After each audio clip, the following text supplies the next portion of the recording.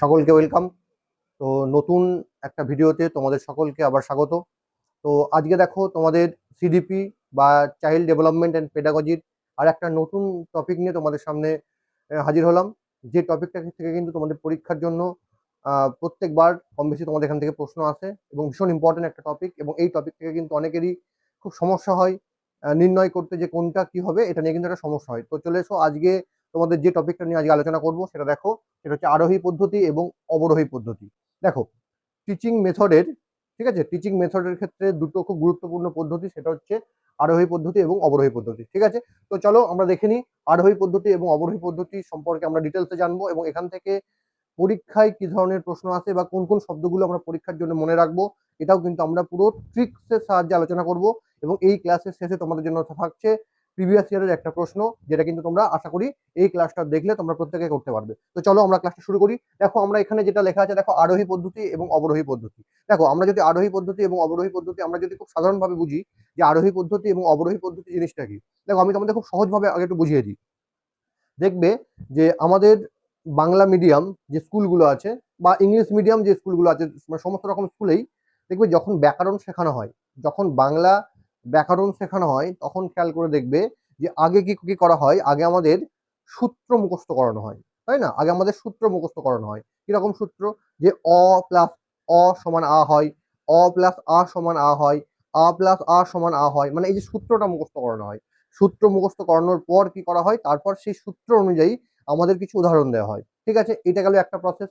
আর একটা প্রসেস কি? আর একটা প্রসেস হচ্ছে, ধরো তোমাদেরকে আমি বললাম যে বস্ত্রযুক্ত আলয় সমান বস্ত্রালয়, বিবেক যুক্ত আনন্দ সমান বিবেকানন্দ।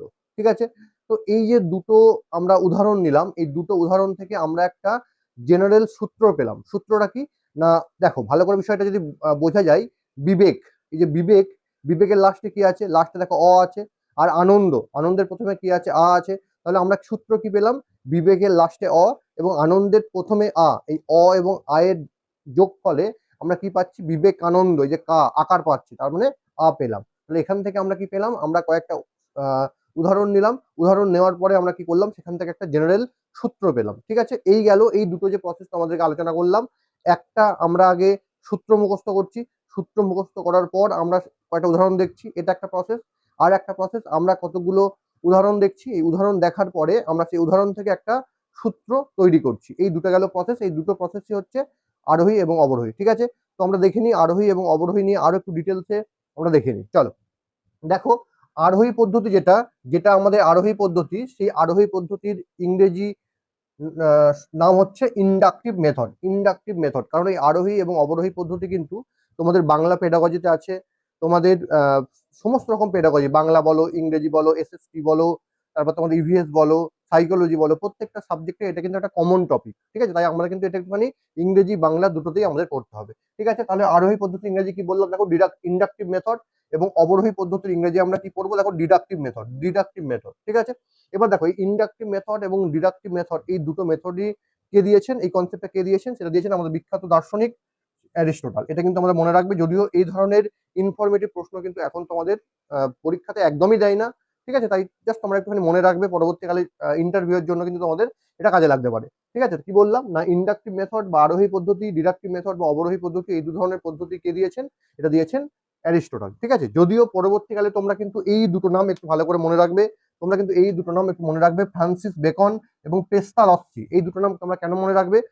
দেখো, আরোহী পদ্ধতি অ্যারিস্টটল দিয়েছেন, ঠিক আছে, কিন্তু এই আরোহী পদ্ধতিটাকে জনপ্রিয় করেছেন, ঠিক আছে, এই আরোহী পদ্ধতিটার যে ব্যাপক ব্যবহার, এই বিষয়টা কিন্তু প্রথম তুলে ধরেন ফ্রান্সিস বেকন এবং পেস্তালস্কি। এই দুটো নাম কিন্তু একটু মাথায় রেখো। ঠিক আছে, তো চলে এসো এবার আরোহী পদ্ধতি এবং অবরোহী পদ্ধতি সম্পর্কে আমরা একটুখানি সূত্র আকারে, মানে পার্থক্যের মতো করে কি কি পয়েন্ট আমরা পড়বো সেটা আমরা দেখে নিই। তো দেখো, প্রথম দেখো, আরোহী পদ্ধতির ক্ষেত্রে প্রথম যেটা মনে রাখবে, যে আরোহী পদ্ধতি হচ্ছে উদাহরণ থেকে সূত্র। উদাহরণ থেকে সূত্র, ঠিক আছে, উদাহরণ থেকে সূত্র। এবার এই উদাহরণ থেকে সূত্র মানে কি? আমি তোমাদের একটু আগেই বললাম যে ধরো আমি তোমাকে বললাম যে একটা, ধরো বললাম যে বস্ত্র, বস্ত্রযুক্ত আলয়, বস্ত্রযুক্ত আলয়, বস্ত্রযুক্ত আলয়। ঠিক আছে, আমরা এটা বললাম বস্ত্রযুক্ত আলয়, যে সমান সমান লিখলাম বস্ত্রালয়, বস্ত্রালয়। ঠিক আছে, বস্ত্রালয়। ঠিক আছে, আবার ধরো লিখলাম বিবেক, বিবেক যুক্ত আনন্দ, বিবেক যুক্ত আনন্দ সমান কি লিখলাম, বিবেকানন্দ। কি লিখলাম, বিবেকানন্দ। এবার দেখো আমরা এই যে বস্ত্র শেষে আমরা কি পাচ্ছি, অ পাচ্ছি। দেখো বস্ত্রের শেষে আমরা অ পাচ্ছি, আর আলয়ের প্রথমে আমরা আ পাচ্ছি, তাহলে অ প্লাস আ, তাহলে সমান সমান কি, দেখো দেখো বস্ত্রালয় আকার হচ্ছে। এবার একইভাবে বিবেক লাস্টে দেখো অ আসছে, আর আনন্দের লাস্টে অ আসছে, অ প্লাস আ সমান সমান দেখো এই যে আকার পাচ্ছি। তার মানে দেখো এখানে আমরা কিন্তু অনেকগুলো উদাহরণ নেবো। এই আরোহী পদ্ধতিতে আমরা কি করব, অনেকগুলো উদাহরণ নেবো। এই উদাহরণগুলো নিয়ে আমরা একটা সূত্রে পৌঁছাবো।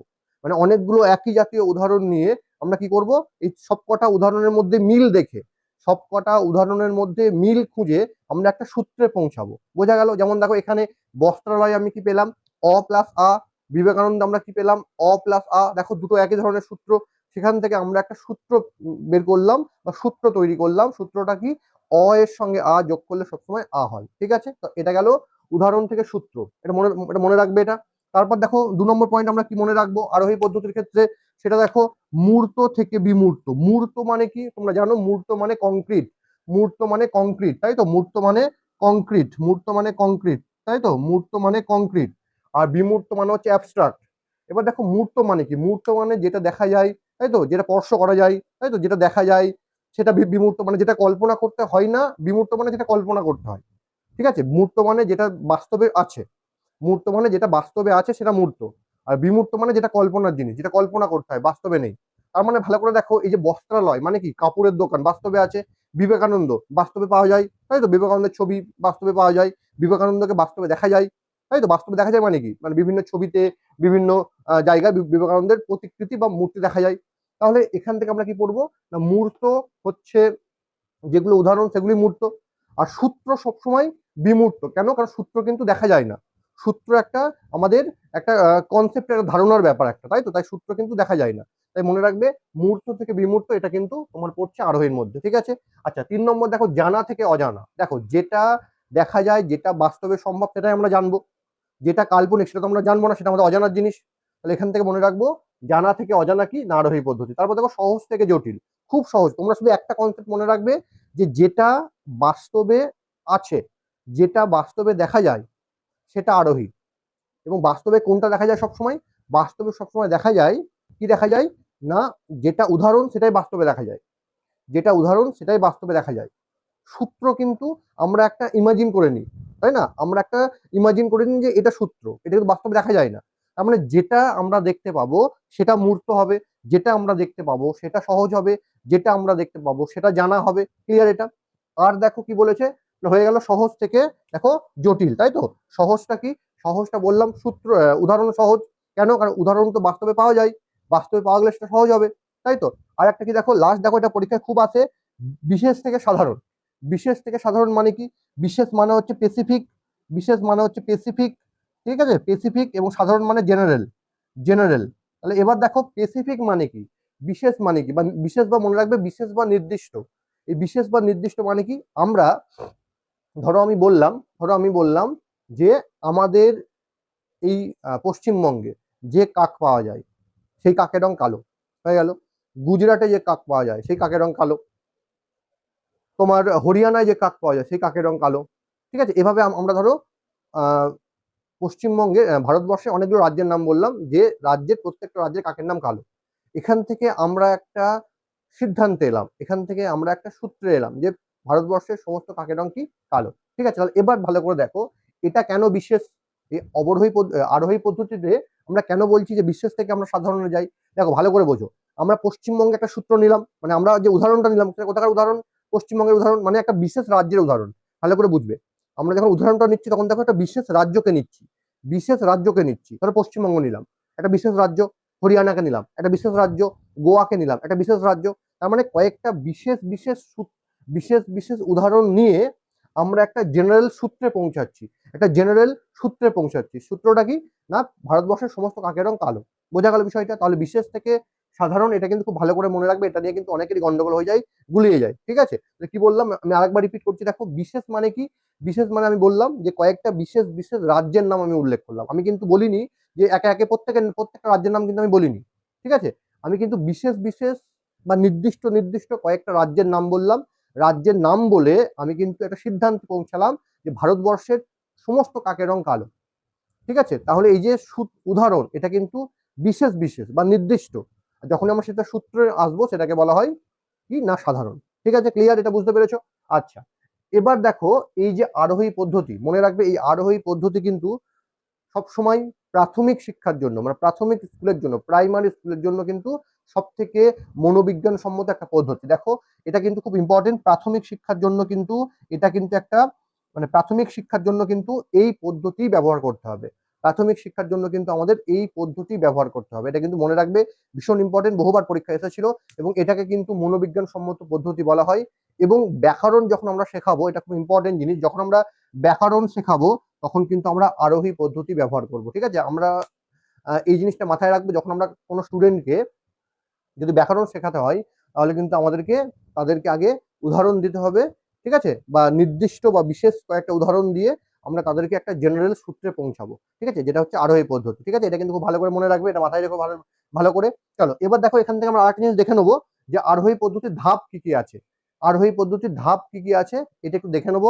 দেখো ধাপ কি কি আছে, দেখো দেখো প্রথম যে ধাপ আছে, দেখো উদাহরণ উপস্থাপন, মানে আমরা কতগুলো উদাহরণকে উপস্থাপন করব। আমি তোমাকে বললাম, তোমাদের বললাম যে আরোহী পদ্ধতিতে কি হয়, আরোহী পদ্ধতিতে কয়েকটা উদাহরণ নেওয়া হয়। তাহলে প্রথমে আমাদের কি করতে হবে, উদাহরণ উপস্থাপন করতে হবে। তারপর কি করতে হবে, দেখো পর্যবেক্ষণ করতে হবে। পর্যবেক্ষণ মানে কি, হ্যাঁ দেখতে হবে, হ্যাঁ এখানে অ আছে, মাঝখানে প্লাস আছে, তারপরে আ আছে, এখানে অ আছে, মাঝখানে আ আছে, প্লাস আছে, প্রত্যেকটা পর্যবেক্ষণ ভালো করে দেখতে হবে যে হ্যাঁ একই নিয়ম আছে কিনা, একই বিষয়টা আছে কিনা, পর্যবেক্ষণ করতে হবে। তারপর কি করতে হবে, দেখো সাধারণীকরণ। সাধারণীকরণ মানে কি, এই যে বললাম জেনারেলাইজেশন, একটা সূত্রকে নিয়ে আসতে হবে, একটা সূত্রে পৌঁছাতে হবে, তাই না, একটা সূত্র আনতে হবে যে হ্যাঁ এই ৩-৪টে উদাহরণ দেখে আমি আমি একটা সূত্রে পৌঁছালাম। সেটা কি না, সেটা অ এর সঙ্গে আ যোগ করলে কি হয়, আ হয়। ঠিক আছে, এটা গেল জেনারেলাইজেশন বা সাধারণীকরণ। আর লাস্ট কি, দেখো পরীক্ষা এবং যাচাই। এবার দেখো আমাদের কিন্তু পুরোপুরি পরীক্ষা করে নিতে হবে, হ্যাঁ না এই আরোহী পদ্ধতির যে বিষয়টা এটা একদম ঠিকঠাক আছে কিনা আমাদের পরীক্ষাও যাচাই করতে হবে। ঠিক আছে, তাহলে এই চারটে কিন্তু খুব ভালো করে মনে রাখবে। এই চারটে হচ্ছে আরোহী পদ্ধতির ধাপ। একটা হচ্ছে উদাহরণ উপস্থাপন করতে হবে, ২ হচ্ছে পর্যবেক্ষণ করতে হবে, ৩ হচ্ছে সাধারণীকরণ করতে হবে, ৪ হচ্ছে পরীক্ষা এবং যাচাই করতে হবে। ঠিক আছে, তো এই গেল তোমাদের আরোহী পদ্ধতির টোটাল কনসেপ্ট। আশা করছি তোমাদের এর বাইরে আর কিচ্ছু করতে হবে না, যা পরীক্ষায় আসবে এর মধ্যেই আসবে। এবার চলে এসো অবরোহী পদ্ধতি। দেখো অবরোহী পদ্ধতি আমি তোমাদের একটা কথা বলবো যে তোমরা যে কোনো একটা পদ্ধতি মানে কি, এই আরোহী পদ্ধতিটা খুব ভালো করে পড়ো। মনে রাখবে আরোহী পদ্ধতির পুরো অপোজিট হচ্ছে অবরোহী পদ্ধতি। তার মানে তোমরা যদি একটা ভালো করে পড়ো তোমাকে কিন্তু সেকেন্ডটা আর পড়তে হবে না, তুমি অটোমেটিক পারবে। বোঝা গেল, তুমি কিন্তু খুব ভালো করে পড়বে আরোহী পদ্ধতি, কারণ তোমাদের কিন্তু পরীক্ষায় তোমরা যদি পিওয়াইকিউ প্রশ্ন দেখো, দেখবে ম্যাক্সিমাম টু ম্যাক্সিমাম প্রশ্ন কিন্তু তোমাদের আরোহী পদ্ধতি থেকেই এসেছে। ঠিক আছে, তাও আচ্ছা, তো তোমাদের বলবো যে তোমরা কিন্তু আরোহী পদ্ধতিটা খুব ভালো করে পড়ে নিও, তাহলে কিন্তু তোমরা অবরোহী পদ্ধতি এমনি এমনি করতে পারবে। ঠিক আছে, আমরা দেখে নিই। দেখো আরোহী পদ্ধতিতে আমাদের কি ছিল, আগে উদাহরণ তারপর সূত্র। কিন্তু অবরোহী পদ্ধতিতে দেখো পুরো উল্টো, আগে সূত্র তারপর উদাহরণ। না, আগে তোমাকে সূত্র মুখস্থ করতে হবে, তারপর তোমাকে আস্তে আস্তে উদাহরণ বলতে হবে। ঠিক আছে, তারপর দেখো বিমূর্ত থেকে মূর্ত, তোমরা জানো, আমি তোমাদের একটু আগেই বললাম সূত্র মানে কি। অ্যাকচুয়ালি সূত্র কিন্তু বাস্তবে দেখা যায় না, সূত্র আমরা একটা কল্পনা করে নিই, আমরা একটা অনুমান করে নিই। তাই সূত্র কিন্তু সবসময় বিমূর্ত হয়, বললাম বিমূর্ত থেকে মূর্ত। অজানা বললাম, সূত্র মানেই সেটাকে অজানা হবে, অজানা থেকে জানা। জটিল, সূত্র মানেই সেটাকে মুখস্থ করার জিনিস জটিল হবে, জটিল থেকে সহজ। আচ্ছা সাধারণ মানে কি, আমি বললাম সূত্র কিন্তু সবসময় সাধারণ হয়, উদাহরণ কি হয়, উদাহরণ হয় বিশেষ। তাহলে সাধারণ থেকে বিশেষ। ঠিক আছে, এবার দেখো বিষয়টা হচ্ছে এই যে অবরোহী পদ্ধতি, এই অবরোহী পদ্ধতি কিন্তু সাধারণত বড় ক্লাসের জন্য, ঠিক আছে ভালো করে মনে রাখবে, অবরোহী পদ্ধতি কিন্তু সাধারণত উঁচু ক্লাসের জন্য, হ্যাঁ এটা কিন্তু মনে রাখবে, উঁচু ক্লাসের জন্য কিন্তু অবরোহী পদ্ধতি। ঠিক আছে, উঁচু ক্লাসের জন্য অবরোহী পদ্ধতি, এটা কিন্তু মনে রাখবে, উঁচু ক্লাসের জন্য অবরোহী পদ্ধতি। এবং এই অবরোহী পদ্ধতি কিন্তু মনোবিজ্ঞান সম্মত নয়। এটা কিন্তু কেন নয়, কারণ এখানে কিন্তু মুখস্থ করতে হবে, মেমোরাইজেশন করতে হয়। তোমরা জানো যে সাইকোলজিতে কিন্তু মুখস্থ জিনিসটা বা মেমোরাইজেশন জিনিসটা এটা কিন্তু কখনোই সঠিক উত্তর হয় না। তোমরা জানো এটা, আমি তোমাদের আস্তে আস্তে এই সম্পর্কিত আমি পুরো বিষয়টা আলোচনা করে দেবো। কি বললাম না, অবরোহী পদ্ধতি বললাম উঁচু ক্লাসের জন্য। এবং অবরোহী পদ্ধতি আমরা ব্যবহার কোথায় কোথায় করি, দেখো বীজগণিত, ত্রিকোণমিতি, জ্যামিতি, এইসব ক্ষেত্রে কি করা হয় দেখবে, এইসব ক্ষেত্রে দেখবে তোমাকে যে সূত্র যেটা দেখবে তোমাকে মুখস্থ করতে হয়, এটা মুখস্থ করে নিতে হয়। ঠিক আছে, তো এইসবের ক্ষেত্রে কিন্তু কি করা হয় না, অবরোহী পদ্ধতি ব্যবহার করা হয়। ঠিক আছে, তো আশা করি তোমাদের এই বিষয়টা নিয়ে তোমাদের কোনো রকম কোনো ডাউট নেই। তোমরা অবশ্যই কিন্তু যদি কোনো ডাউট থাকে তো আমাকে জানাবে, আমাকে কমেন্টে জানাবে যে কোনো রকম কোনো ডাউট আছে কিনা। তোমরা যদি এইটা যদি খুব ভালো করে বুঝতে পারো, তোমাদের আশা করছি এটা নিয়ে কোনো রকম কোনো অসুবিধা হবে না, এবং পরীক্ষা এখান থেকে যা আসবে তোমরা কিন্তু 100% একদম 100% তোমরা কিন্তু এটা সঠিক উত্তর করে আসতে পারবে। তো ঠিক আছে, আজকের ক্লাসটা এই পর্যন্ত, দেখা হচ্ছে পরবর্তী ক্লাসে। নাও। হুম।